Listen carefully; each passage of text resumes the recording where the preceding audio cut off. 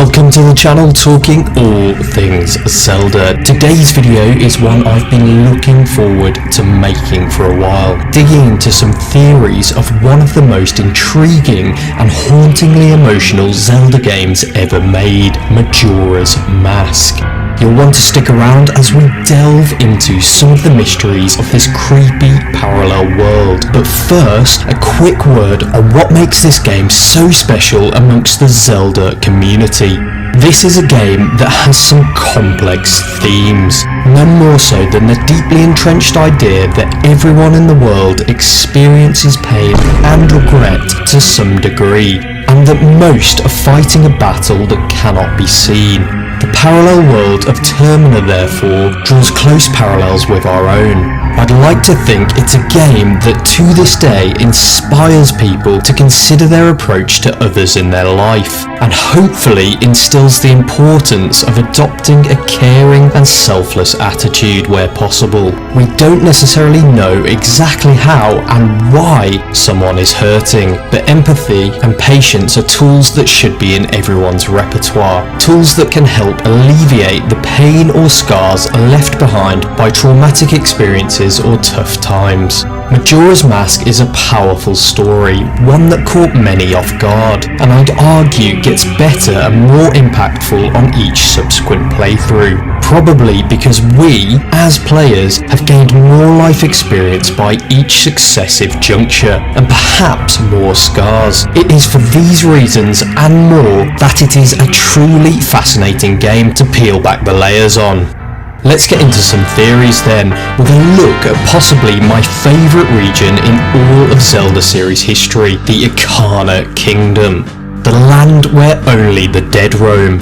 This ruined kingdom was, and to some extent still is, ruled by the Ikana royal family. Its fiercely loyal subjects continue to serve even in death.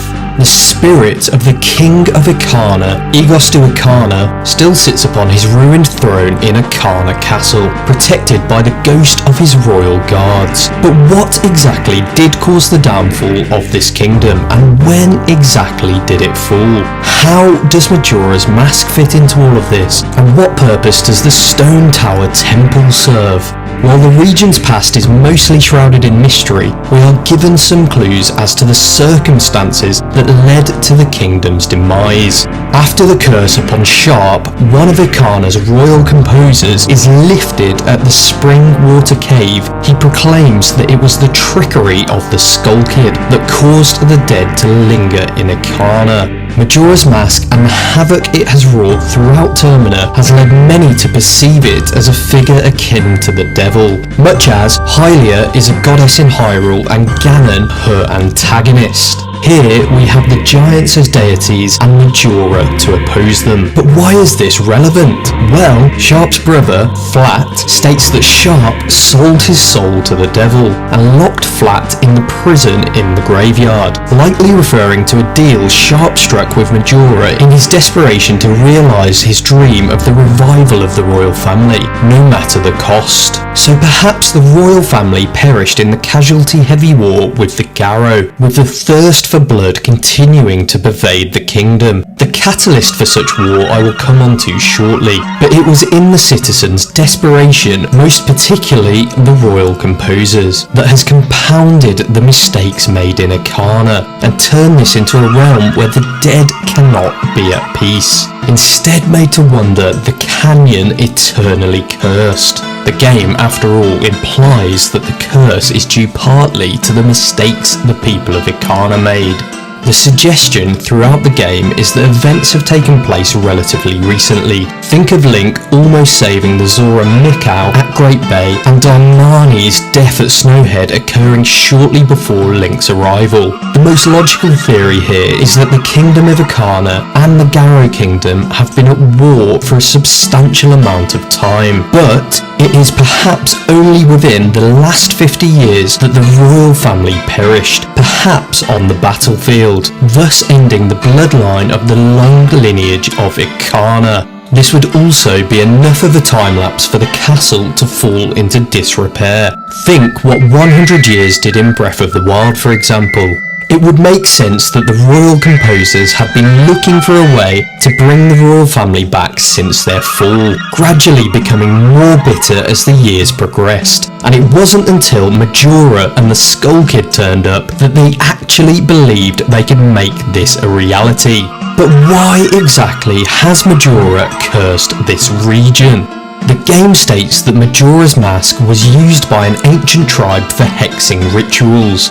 What if the ancient tribe referred to were the inhabitants of the Ikana Kingdom, or at least dwelled somewhere within Ikana, meddling in things they should have left alone? A powerful sorcerer named Majora, being this world's version of Ganon, took the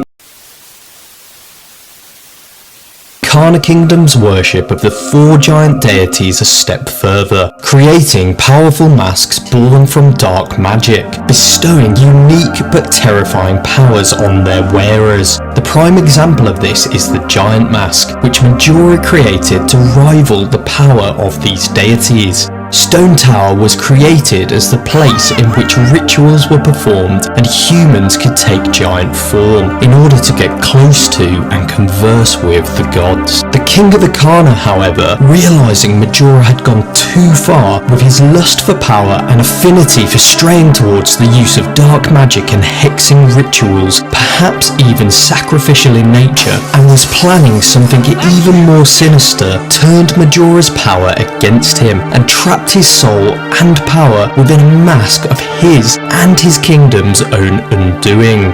Majora's mask. The king then ordered the mask to be sealed away in a place it would never be found, where no poor soul could unwittingly stumble across it. And this is why the graveyard is so heavily guarded, with Captain Kita himself being a colossal in both life and death. Perhaps the king thought that this was symbolic, in that the mask and spirit could in theory be at rest in the graveyard, and thought this was also sensible, being a place few would expect an item of such power to be housed. But as generations passed, whispers grew of a bodiless evil, stirring in the shadows, a power unlike any other. Little did the king know that Majora, spirit within the mask, had his own designs, and was biding his time patiently, influencing the minds of the weak from afar.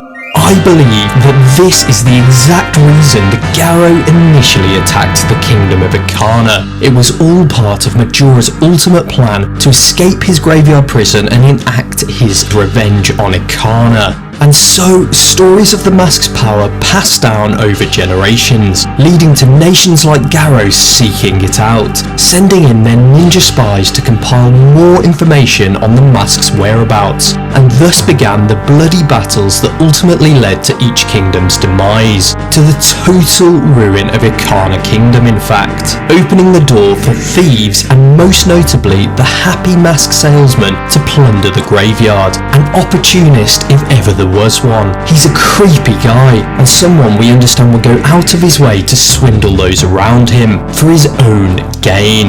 This was also the ideal opportunity for Majora, as it would allow him to travel the world waiting for the right vessel to inhabit and control, an unwilling victim through which he could bring his unspeakably evil plans to fruition. The story comes full circle therefore, as it is ultimately Majora making his way back to Ikana to compound this kingdom's misery, seeking to eventually realise his revenge, and placing Twin Mold in Stone Temple to prevent the giant deities and others from lifting the curse.